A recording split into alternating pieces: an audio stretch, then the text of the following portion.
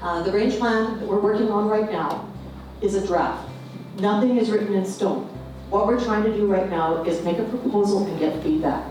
And understand if we can do this in this area, if we can do this in this area, or not. And we want to get everybody's feedback on what works, what the concerns are, and where we can do the components of this. We have to do this legislation because we don't want the federal government coming and doing it for us. So we're trying really hard to find a good balance. The Premier has promised me, the Environment Minister has promised me, that we are not going to touch areas where we've got oil and gas, where we've got forestry, where we've got agriculture, where we've got people activity. We are not going to touch those areas. We're not going to shut them down. We're not going to turn the north into a park. That is not going to happen, period.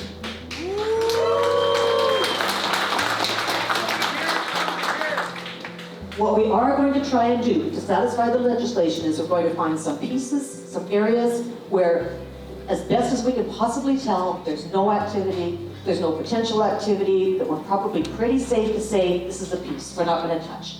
We've already, in this current range planning, we had a piece that we thought we would be able to touch, but they came back and said, well, there's something happening there, so we pulled it back, changed the boundaries. We're prepared to keep doing that until we get it right, because we don't want to have anything bad happen to our northern economy. The Premier has promised that, she's made it clear. The Alberta economy in the north, the people of the north are a priority. They need to be protected, just as the caribou need to be protected. We're trying to find a balance. But there's lots of ways that we can find compromises with industry where we can reduce the disturbance. They don't need to have as many roads. They don't need to have as many cut lines. They don't need to have all of these kinds of things. They can do it differently so that then it's less disturbed on the landscape, and we can satisfy that legislation.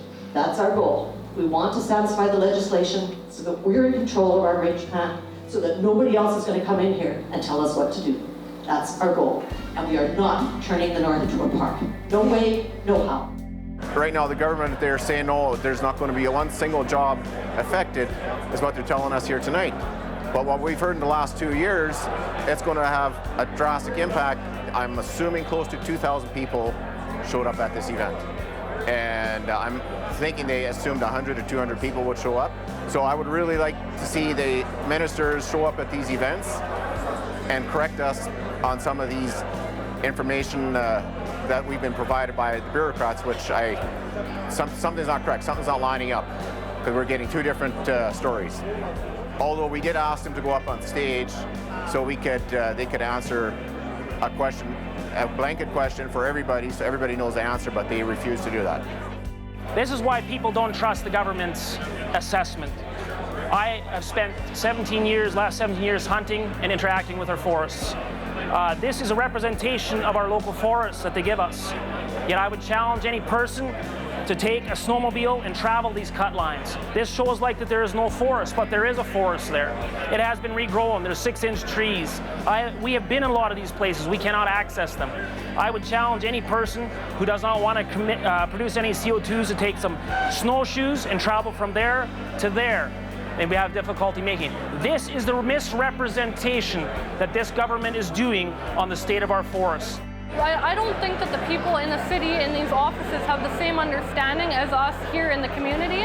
That looking at a camera or from a helicopter, you're not getting the same perspective as you are if you're on the ground. If you're on the ground in the bush, you know the difference. A lot of these cut lines on a camera will show disturbed, but if you're on the cut line, they're grown up with willows and stuff, but because they're not tree level, it still looks like disturbed land. And plus the disturbance, some of it is by the animals themselves and not by humans, and you can't change that if you're trying to up the population of the caribou. You have to talk to people here. You have to actually go into the bush to get proper sides, and I don't believe they have done that. So very frustrating to see that they are just trying to shut us down without having proper science to back it up. I would actually like to see them answer real hard questions in front of this whole group. That's kind of what I expected, but I'm definitely not seeing that. I'm a trapper. I'm an outfitter. I've worked in the oil field for 40 years.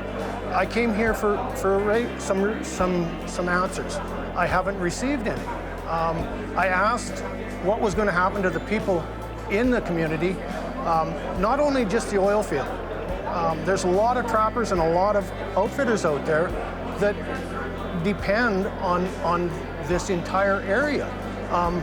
When we have people saying that it's not going to be a park, we're going to be a conservation area.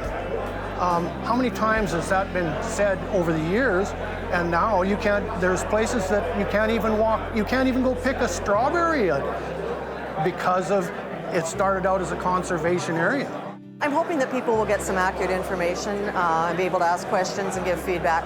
Really, that's what all these engagement sessions are all about, is allowing people an opportunity to give feedback, what they think, present their ideas, and help us to develop a final range plan that makes sense for the community, for the North, and satisfies the needs of the legislation. People are scared, and I understand that.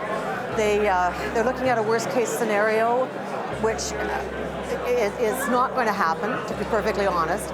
So I'm trying to set people's minds at ease and explain what the government's intent is with this legislation and with this range plan and what we're trying to accomplish. And just basically reassure people that we're not turning the North into a park, we're not going to shut down the economy, we're not going to kill industry, we're not going to touch any areas that have activity where people are working and playing and doing, the industry is doing what they need to do. We're not going to touch any of that. That's not the goal. The feedback process is right now. They just announced a little bit earlier here tonight that they're hoping by June they will be close to what could be a final plan. But again, it won't be a final plan. They're going to bring it back, present it again to all of the communities and say, what do you think about this now that we've got the feedback? And then progress towards the final plan. We do have a deadline coming up pretty quick though, so it's going to be a fairly quick process just because we have to meet the demands of the legislation. We have a real concern that they would make park and quarter off our land here without have any true data about caribou, which we all know it's not a true data. I think we need more time, we need more patience with this. We up north, we want the caribou here. We want all the native species here as much as anybody else.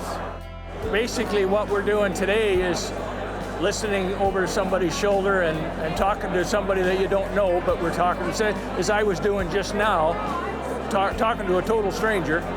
So there isn't really any structure. There was no specified main speakers. You know, several generations of people that have lived here over the years that have coexisted with the caribou, and we need to be assured that we can still afford to live here. I was expecting a little bit of a different layout. It's kind of expecting to hear a speech of more people, kind of see what was going on a little more. Hopefully come away with some more answers. Talk to one of the, he's a biologist of this area, and he says it's a different breed of caribou in the territories and here. But to me, that's all. It's all caribou. It doesn't matter. If you're going to protect caribou, you should be protecting caribou. There's a lot of people that showed up. I was really surprised how many people showed up, so I'm hoping something will come out of it. But then again, I almost have my doubts, but we'll wait and see. We've been lied to before from politicians. So. They told me to be quiet so that other people could ask questions as well. My response to that was, I came here to show my concerns to the government. Here I'm being told to be quiet.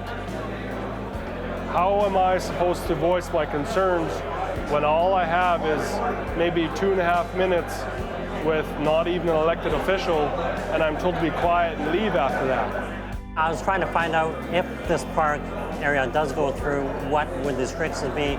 Will we still be able to hunt the land, trap the land? No clear answers given in that regard. I've spoken to a lot of people. Nobody has written down anything that I have suggested. Most of it has been almost like arguing, or they just deflect it off. I haven't seen anybody write anything down, any advice that we've given them. We really want to find out about the Alberta government's plan with their caribou range planning and how it's going to affect us. You know, everything that they've shown us over the last year or so since they've been starting the plans has looked very consistent. There really wasn't much of a presentation saying what this was even about or how to get the information. You know, for somebody to have to drive 5 hours just to get to a session that's going to potentially impact their entire life is definitely just not good enough. You know, this is a huge deal to all of us in the north.